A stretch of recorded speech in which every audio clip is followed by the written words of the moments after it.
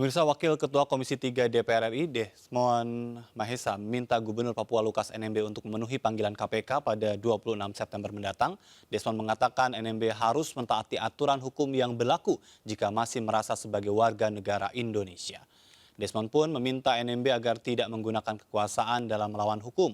Desmond mengatakan mestinya tidak ada upaya pemblokadean dari para simpatisan NMB sebagaimana yang terjadi di Jayapura.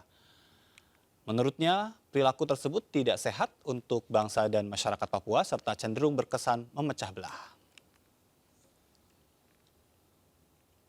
Sementara itu, politikus senior PDI Perjuangan, Junimart Girsang, mengatakan Demokrat mencoba membentuk opini sesat dengan mengaitkan sikap NMB yang menolak kursi ex-Wagub Clementinal diisi oleh orang usulan Jokowi. Junimart pun menyarankan Demokrat agar taat asas dan hukum terkait dengan perkara yang menjerat Lukas. Junimart menilai pernyataan Ketua Bapilu Demokrat Andi Arief merupakan opini tanpa dalil yang tidak berdasar dan tidak dapat dipertanggungjawabkan.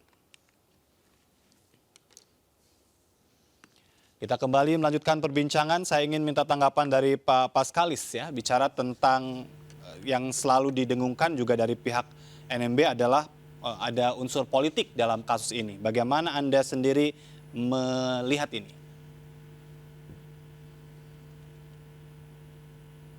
Pak Paskalis? Baik, kita akan coba kembali memperbaiki komunikasi. Pak Aloysius masih terhubung? Pak Aloysius? Ya, halo. Baik. Nah, pernyataan tadi di depan saya sampaikan bahwa bagaimana tanggapan dari kuasa hukum tentang tantangan KPK untuk pembuktian terbalik. Siapkah itu? Kami siap ya. Pemanggilan beliau kan tentang gratifikasi 1 miliar itu. Iya. Uang pribadi beliau kan transfer ke lewat orang yang selalu membantu beliau Pak Tono, kemudian transfer ke rekening, terus mereka mengatakan gratifikasi itu kan uang pribadinya. Itu kita siap membuktikan. Itu beliau ditetapkan sebagai tersangka. Kita terus bicara yang lain-lain. Kita bicara kasus yang ini dulu. Ya. Selesaikan kasus ini. Baik. Kalau demikian sebetulnya tidak sulit ya untuk bisa memenuhi panggilan KPK ya? Bagaimana? Kalau memang cukup bukti dan bisa membuktikan bahwa uang tersebut merupakan uang yang halal, begitu tidak sulit untuk memenuhi panggilan KPK. Betul, kami siap. Beliau sendiri mengatakan siapanya beliau dalam keadaan sakit, itu saja. Baik. Ini kalau berbicara tentang pembuktian terbalik, seperti apa sebetulnya Mas Tama? Ya tentu saja begini ya, kalau dalam penanganan perkara tadi kita sudah melihat ya apa yang KPK sampaikan. KPK bilang soal dugaan gratifikasi, kemudian PPATK menyebutkan soal hal-hal lain yang berhubungan dengan transaksi keuangan. Iya. Nah ini yang kemudian bisa kita lihat dalam praktek yang pada umumnya. Dalam perkara-perkara yang lain, kepala daerah yang lain pun juga ada beberapa yang dia menggabungkan antara perkara tindak pidana korupsi dan perkara tindak pidana pencucian uang.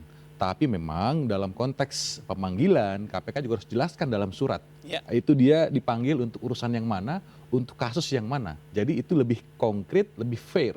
Nah dalam konteks buktian terbalik, di dalam Undang-Undang Tindak Pidana Pencucian Uang itu sudah berlaku yang namanya shifting burden of proof atau pergeseran beban pembuktian. Kalau dalam perkara korupsi yang membuktikan adalah jaksa, kalau kemudian berhubungan sama transaksi keuangan, berhubungan sama tindak pidana pencucian uang, maka pembuktian ada pada terdakwa. Jadi terdakwalah kemudian nanti kalau ke persidangan, atau tadi kalau KPK bilang menjelaskan dalam klarifikasi, nah itu kemudian menjadi ruang. Tetapi memang lagi-lagi yang dikeluhkan oleh kuasa hukum adalah bagaimana soal panggilan tadi, hanya berhubungan sama yang gratifikasi. Nah, kalau memang KPK betul-betul juga akan membicarakan apa yang disampaikan dalam media, tentu juga dia harus jelaskan dalam panggilan. Baik, saya ingin kembali ke Pak Paskalis. Bisa mendengar suara saya? Bisa Pak. Baik, ini ada muncul juga opini begitu yang berkembang dan sepertinya mencoba untuk mengganggu proses penegakan hukum soal tudingan politisasi. Seperti apa Anda melihat itu?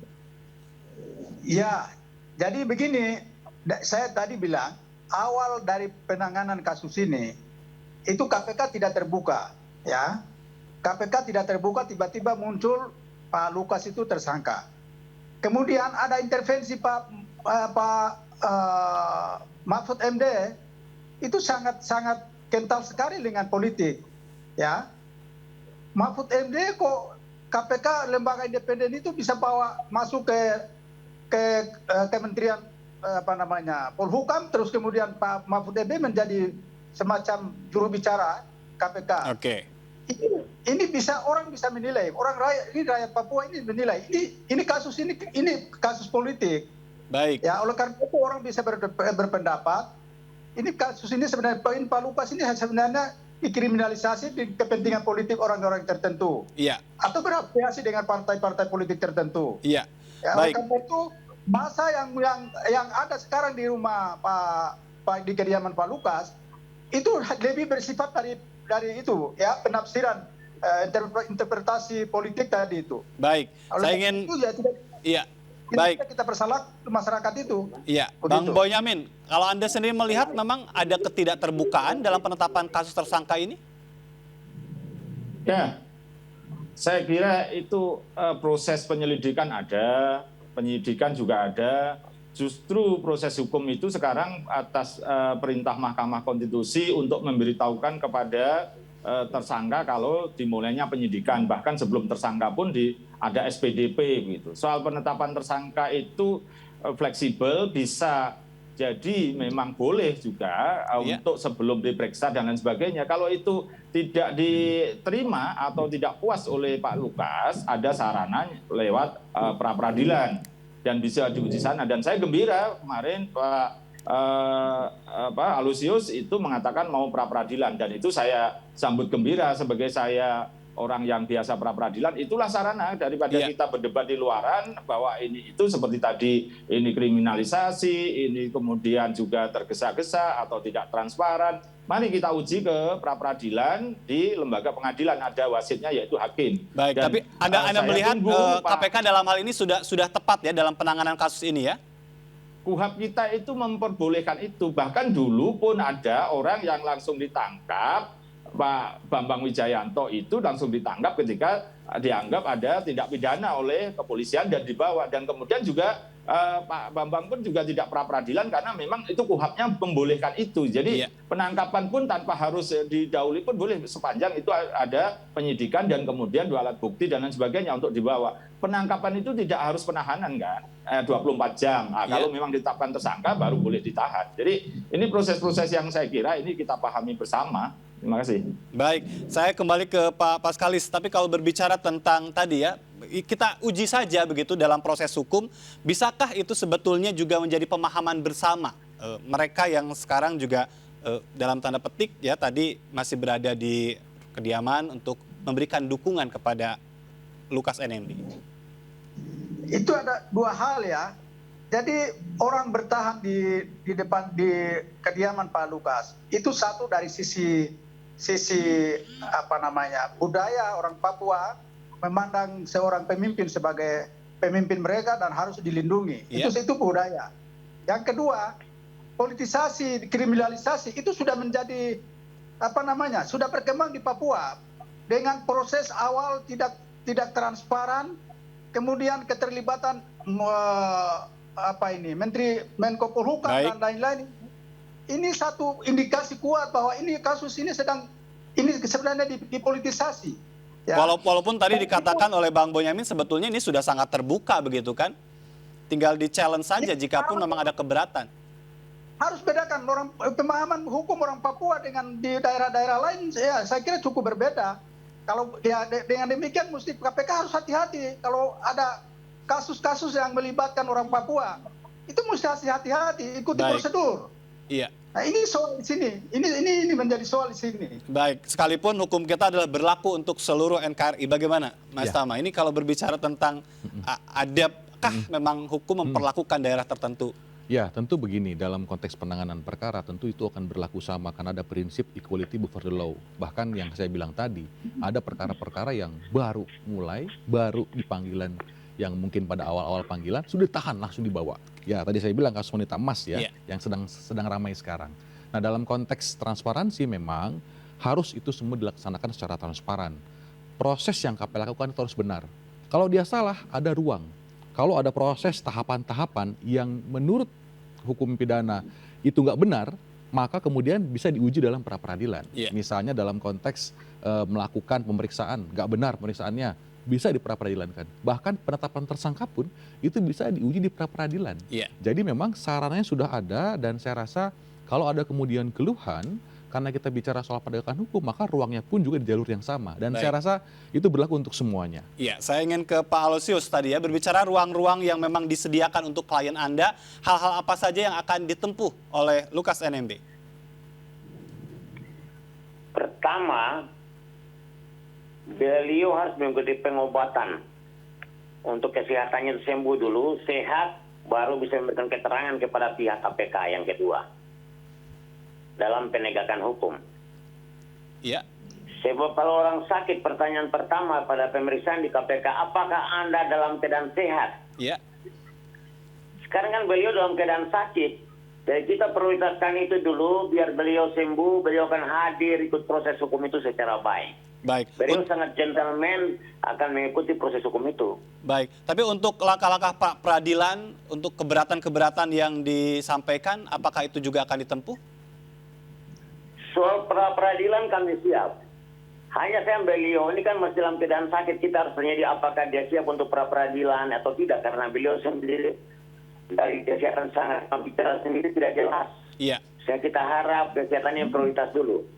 Baik. Kami terus bicara soal penegakan yang lain-lain, sekarang prioritas kepada kesehatan, baru kita akan ambil langkah-langkah hukum. Baik, ini kalau berbicara tentang panggilan yang akan dilakukan hari Senin, sudah pasti klien Anda tidak bisa, karena tadi juga Anda sampaikan bahwa dalam kondisi sakit. Jika Ya, ada 100%. hal lain yang dilakukan oleh KPK, ada langkah lain yang akan dilakukan oleh klien Anda? Langkah lainnya harus membawa beliau ke luar negeri untuk berobat. Baik. Ke Kalau Singapura, nanti ke dokternya selama hampir 5 tahun beliau kan berobat di dokter di Rumah Iya. Sakit Elizabeth di Singapura. iya, karena kan tidak akan ada panggilan ketiga begitu, artinya bahwa untuk yang Senin itu adalah yang terakhir panggilannya. Betul. Sekalipun tidak ada panggilan ketiga, beliau sekarang dalam keadaan sakit. Iya, Dia harus sembuh. iya. Ini yang harus langkah darurat yang harus dilakukan oleh pemerintah Indonesia. Baik, Kebijakan ini. Jangan lihat Papua dengan sebelah mata. Dia adalah bangsa Indonesia juga. baik. Jadi yang dituntut adalah sembuh terlebih dahulu, baru proses hukum itu akan dihadapi begitu ya? Iya. Baik, saya ingin minta tanggapan dari Bang Bonyamin ya, dengan tadi ya dipastikan tidak akan hadir karena sakit begitu. Lalu apa yang harus dilakukan oleh KPK untuk menunjukkan tajinya? Ya, tadi sudah saya jelaskan kan, mengirimkan tim dokter independen kalau ternyata sehat, ya perintah membawa, kalau memang sudah tersangka, alat bukti cukup, dan kemudian ya otomatis ditahan. Gitu. Kalau nanti kemudian tiba-tiba waktu ditahan sakit, ya dibantarkan ke rumah sakit. Dan saya yakin kalau Pak Lukas itu sebenarnya sakit, mestinya opnam di rumah sakit sejak sekarang pun begitu.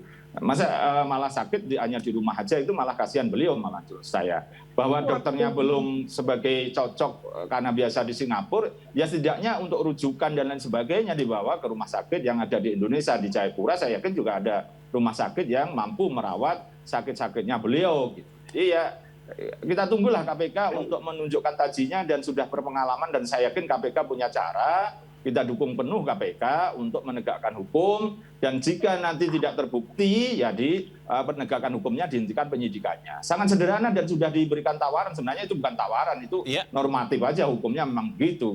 Tapi perlu saya sampaikan beberapa kalau Pak Lukas itu sering ke luar negeri, ya saya punya catatan misalnya di kasino Genting Highland di Filipina, di Soliter. Terus kemudian di Singapura juga diakui juga Pak Aloysius juga kadang berjudi. Ya itulah yang saya punya catatan April sampai sekitar Agustus begitu. Ada bulan Juli juga ada gitu. Ada videonya beliau bisa jalan kaki di bandara dengan teman-temannya ada gitu. Jadi ya saya bahkan dapat dari teman-teman Papua juga menyampaikan ada video, ada foto segala macam. Gitu. Masih. Baik, saya terakhir ke Pak Paskalis.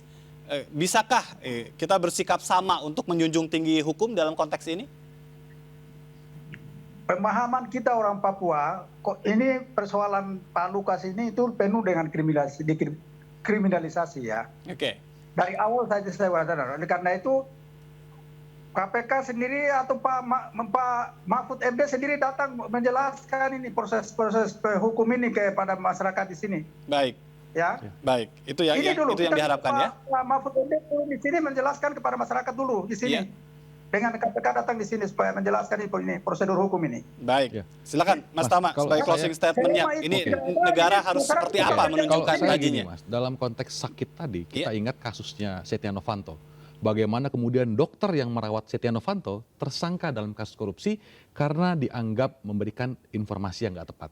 Nah, untuk menghindarkan tersebut, makanya kemudian tadi ada rujukan juga dokter yang dibilang tadi dokter independen, dokter dari KPK, sehingga mekanismenya bisa berjalan. Kalau betul-betul sakit, kita harus sama-sama doakan biar cepat sembuh, agar bisa juga dirujuk ke rumah sakit yang lebih baik. Tapi tentu saja dalam konteks sakit tadi, penting juga ada tim dokter yang memang sama-sama mengecek untuk memastikan kondisi tersebut. Iya, dan untuk hari Senin jika tidak datang, memang tadi seperti yang disampaikan oleh Bang Bonyamin ya, Ya. ada penangkapan dan kalaupun dibutuhkan ada perawatan, itu dilakukan dalam posisinya sebagai tersangka. Baik, terima kasih atas waktunya. Sama-sama. Bapak-bapak sudah berbagi informasi, kita akhiri perbincangan kita malam hari ini. Dan kita masih memiliki sejumlah informasi menarik lainnya pemirsa. Tetap bersama kami, tetap di MNC News Prime. Terima kasih banyak, Mas.